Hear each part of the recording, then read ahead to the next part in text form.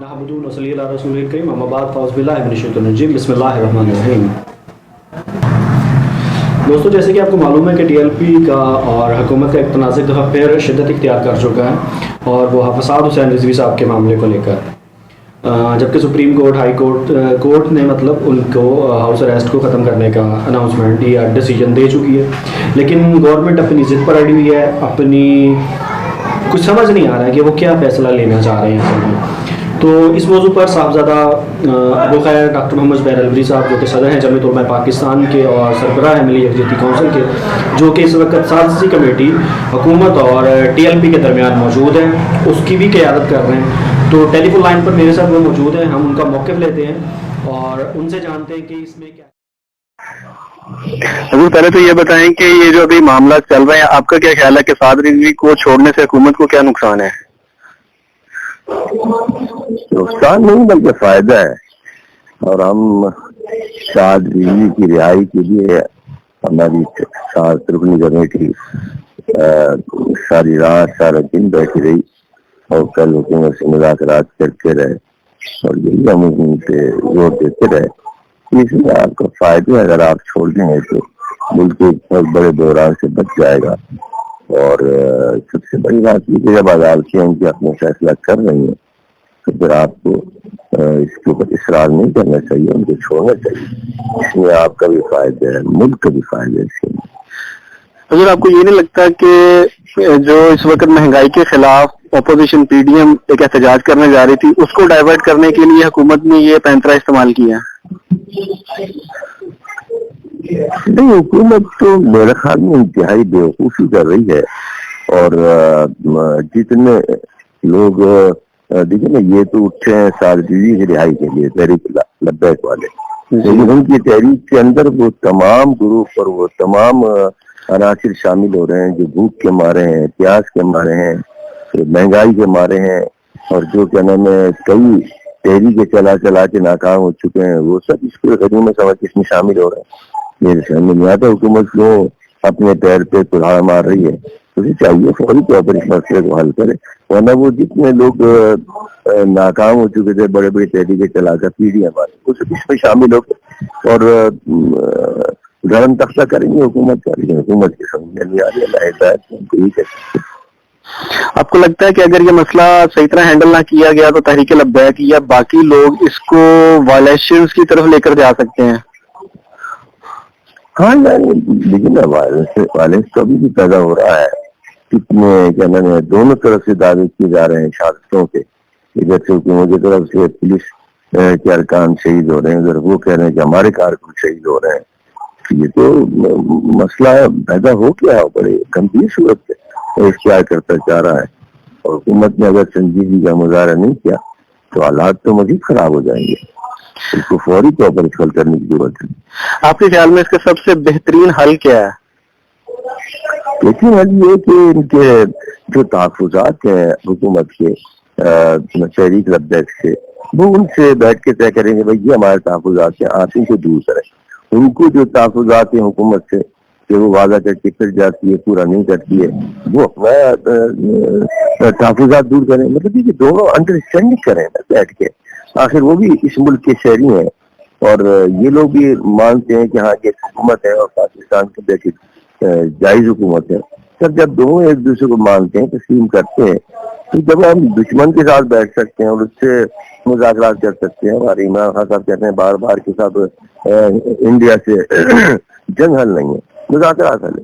بھائی وہ تو ہندو ہیں، اور اگر یہ ہمارا دشمن ہے، کب اس نے ہمارے پاکستان کے حق میں کوئی کام کیا ہے؟ پاکستان کی دشمنی کا کوئی موقع حاصل نہیں جانا چاہیے۔ اگر ہم ان کے ساتھ بیٹھ سکتے ہیں اور ان کے ساتھ بیٹھ کر مذاکرات سے مسئلے حل کر سکتے ہیں، تو میرے خیال میں یہ مطلب اس نانا کا مسئلہ دونوں گروپ نہ بنائے، اور کچھ ادھر سے نرمی ہو کچھ ادھر سے نرمی ہو، بیٹھ کے اس مسئلے کو طے کرے، تو مجھے امید ہے انشاءاللہ یہ مسئلہ طے ہو جائے گا۔ ہم رات بھر اسی کوشش میں لگے رہے، ساری رات بیٹھے رہے، سارے دن بیٹھے رہے، اور ہماری جو ساتھ کمیٹی تھی وہ اسی کے لیے کوششیں کرتی رہی۔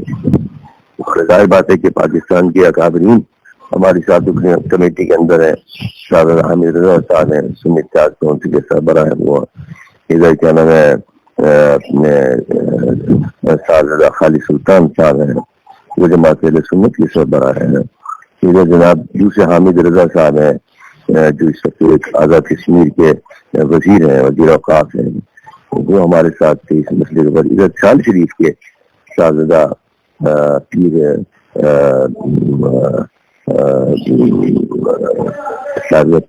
صاحب ہیں, جو ہمارے ساتھ تھے. اور اس کے اندر صاحب شریف تھے.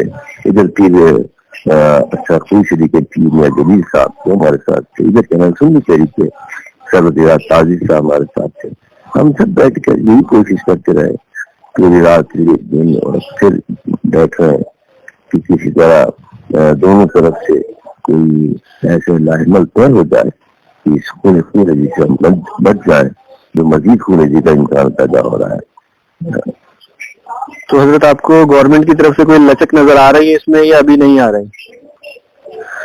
ہاں نہیں, لچک ہمیں نظر آ رہی ہے گورنمنٹ کی طرف سے, اور مجھے امید ہے کہ اگر دونوں طرف سے اس لچک دکھائی گئی ایک بہتر لاحمل طے ہو سکتا ہے انشاءاللہ. مجھے امید انشاءاللہ. پیر نظام سیال, مجھے نام یاد آ گیا, پیر نظام سیال صاحب ماشاء اللہ بہت سنجیدہ اور سنجیدی گفتگو کرنے والے ہیں.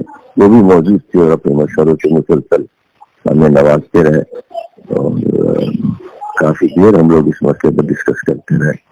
امید ہے انشاءاللہ کوئی نہ کوئی حل نکل آئے گا. امید رکھیں, قوم دعا کرے, ہم بھی کوشش میں لگے رہے ہیں, اللہ بہتر کرے گا انشاءاللہ. بڑی مہربانی حضور, یہ میں آگے وہ دے دیتا ہوں. بڑی مہربانی, اپنا ٹائم دینے کا شکریہ. وعلیکم السلام. جیسے کہ آپ نے جانا اور میں نے جو ان سے چیز پوچھی انہوں نے اس چیز کا جواب دیا. اس میں ایک چیز تو واضح نظر آ رہی ہے کہ پولیٹیکل مائلیج جو تحریک لبیک کو حاصل ہو رہی ہے, اور شہادتوں کے علاوہ دونوں طرفین کے ایک موقف کے علاوہ, لیکن ایک پولیٹیکل مائلیج اور ایک اپوزیشن کے طور پر گورنمنٹ کے لیے بڑی سخت طور پر وہ سامنے آ رہی ہے. اس میں تو یہی چیز سمجھ سکا ہوں کہ ہر چیز کو دھونس زبردستی امپلیمنٹ نہیں کروا دینا چاہیے.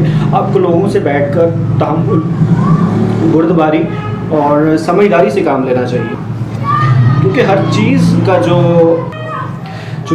کا جو ایک عمل ہوتا ہے وہ سمجھداری سے ہوتا ہے. کسی بھی مسئلے کو حل کرنا ایک لیڈنگ کوالٹی کا ہوتا ہے. میں اسی لیے پہلے بھی کہتا رہا ہوں کہ عمران خان صاحب کوئی لیڈر نہیں ہے, ایک اٹریکشن ہے اور ایک ڈائیورشن ہے. چونکہ نون لیگ اور پیپلز پارٹی سے عوام تنگ تھی, کوئی کام نہیں ہو رہا تھا اور کوئی نعم البدل یا تبدیلی کا عنصر نظر نہیں آ رہا تھا, تو عمران خان وہاں پر استعمال ہوئے.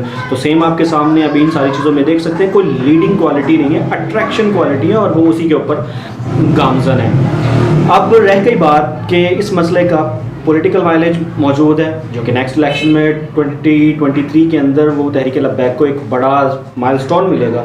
اور ابھی تو صرف چونکہ ان کے پاس کچھ اتنی پاور نہیں ہے تو یہ حال ہے. تو وہ نیکسٹ میں تو جب ان کو کچھ سیٹیں زیادہ مل گئیں تو پھر کیا بنے گا. تو خان صاحب تھوڑا سا لیڈنگ کوالٹی کو اپنے سامنے رکھیں. تقریر اچھی کرنا نہیں ہوتا, تہذیب اور تمدن کے ساتھ کسی مسئلے کو حل کرنا ایک اچھا لیڈر کی کوالٹی ہوتی ہے. تو you will try to make a leader yourself. تو میرا تو مشورہ آپ کو یہی ہے. اور تحریک لبیک کو جو بیک اپ پلان مل رہا ہے, اور اس نے جو باقی اپوزیشن کا مہنگائی کے خلاف احتجاج تھا اس کو جو ڈائیورٹ کیا ہے, ایک یہ اچھی اسٹریٹجی ضرور رہی ہے گورنمنٹ کی طرف سے کہ اس نے پی ڈی ایم کی ان ساری تحریکوں کو دبا کے رکھ دیا ہے اس طرح سے. لیکن دوسرے اینڈ میں چونکہ یہ مسئلہ کبھی وائلنٹ نہیں رہا, لیکن اب جیسے جیسے یہ آگے بڑھ رہا ہے اور اس کو وائلیشن کی طرف لے کے جایا جا رہا ہے, تو یاد رکھیے اس کے بڑے خطرناک نتائج برآمد ہوں گے. یہ دوسرے مکتبہ فکر کی طرح نہیں ہے, بلکہ پاکستان کا سب سے بڑا مکتبہ فکر ہے. اسی لیے اس کے خطرات, اس کے اثرات بہت زیادہ بڑے ہو سکتے ہیں. اس لیے حکومت کو بڑا سوچ سمجھ کر اس پر عمل کرنا چاہیے.